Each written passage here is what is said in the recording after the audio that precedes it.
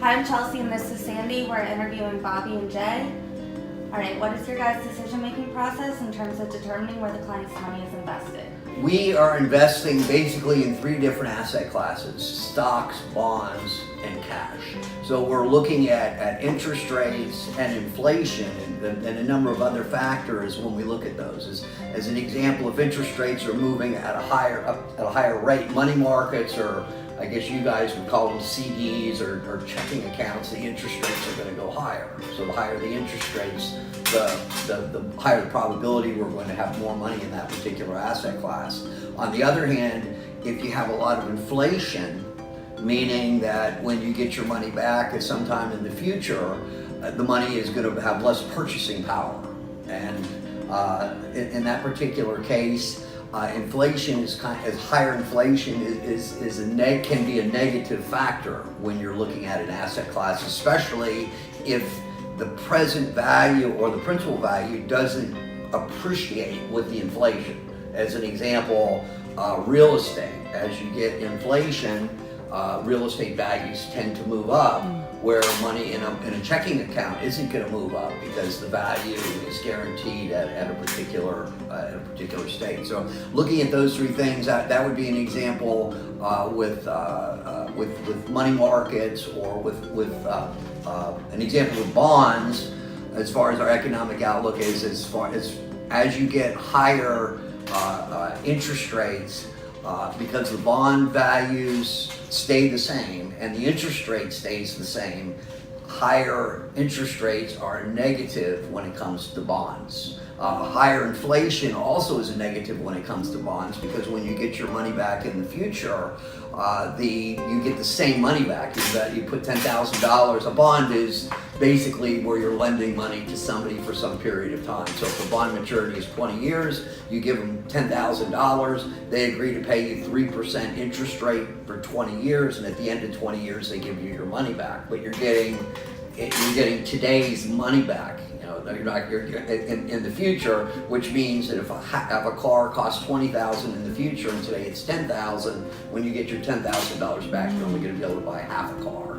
And as far as the stock market is concerned, stocks they have an appreciation component. They also have a dividend component or an interest rate component. So we need to look at both of those when we're making our decision as to how much money should go into the stock market. And then in addition to that, we use something called a modern portfolio theory when we're putting our assets together, which means the way that you're invested in stocks, bonds, and cash is going to be highly dependent on the interest rate that you need to get on your current investments. So if your current investments are large, you're going to need a lower interest rate, so you could afford to put more money into money market or bonds, which have had a lower return than stocks. If you have a small amount of money to get invested and you need a large return, then you're going to have to take more risk, or you're going to have to put more money into the stock market.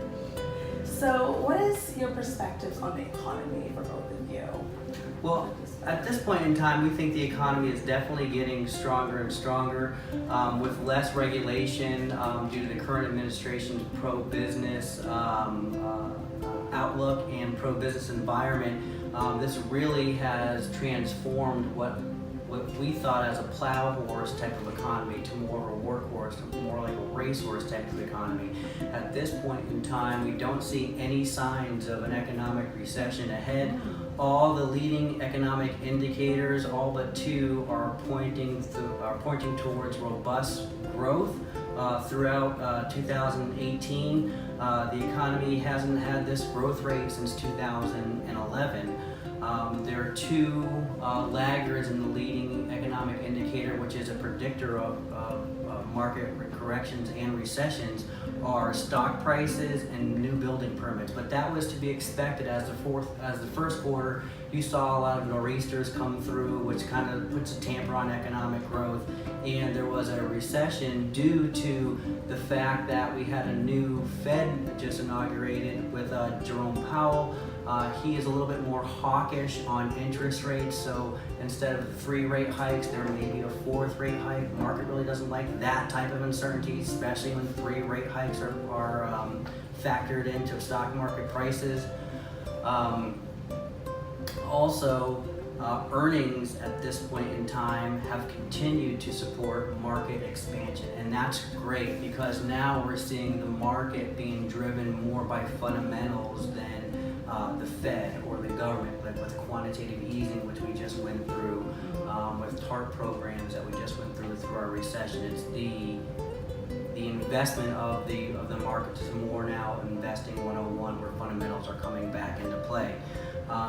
Going forward, volatility is and will be a factor with investing. The VIX now has risen to its normal long-term average of 15, where it was right around 10, but that's to be expected when you have a highly polarized president at the helm of the economy.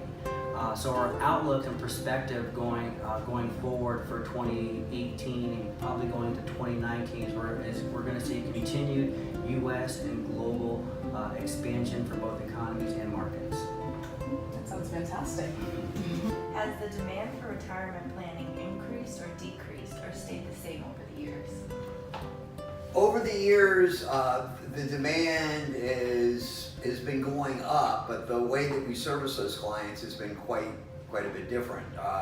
When I got into this business 30 plus years ago, the way that we were working with most of our clients is we were doing seminars with people would go to a free lunch, and then they would hear us talk about stocks, bonds, cash, and how we put together our programs. Because of this huge change, and it's mostly by people your age, 40, or not your age, but basically 40 and less right now, that's changing. People that are used to, that were brought up with the computer and the internet. We didn't have internet when I was growing up, by the way. That's something that came in the 80s. And anyway, with that, the way that you have to deliver products and services are changing quite a bit, where the group that is 40 and younger, they want everything online. You know, they want to be able to do their research, they want to be able to actually produce the trades themselves in a lot of cases. They want to be able to push the button and buy 100 shares of IBM or whatever, where you just didn't have that with the older clientele. So that's probably the biggest change that we're seeing right now, and the biggest amount of our resources are going into that area to find out how to properly service you all, so we don't miss the boat on that. Okay. Yeah, and definitely with the ever-evolving face of financial planning and clients, you have to adapt quickly, or you're going to be lost in the shuffle. So we have seen a definite increased demand in retirement planning, but that demand is from a full spectrum of millennials to Generation X to the baby boomers. You know, everybody has anxiety when it comes to retirement. You know, am I going to have enough money? Am I going to outlive my money? How much should I be saving, you know, so I can live happily ever after? But those are questions that everybody has, not just the baby boomers that are retiring now in droves. Approximately about 10,000 a month seem to be retiring, but everybody has those questions. So for the increase in demand, yes, we've seen it. We've had to adapt to our retirees, to our soon-to-be retirees, to our younger generational clients, and the way we do business and the way we interact with them.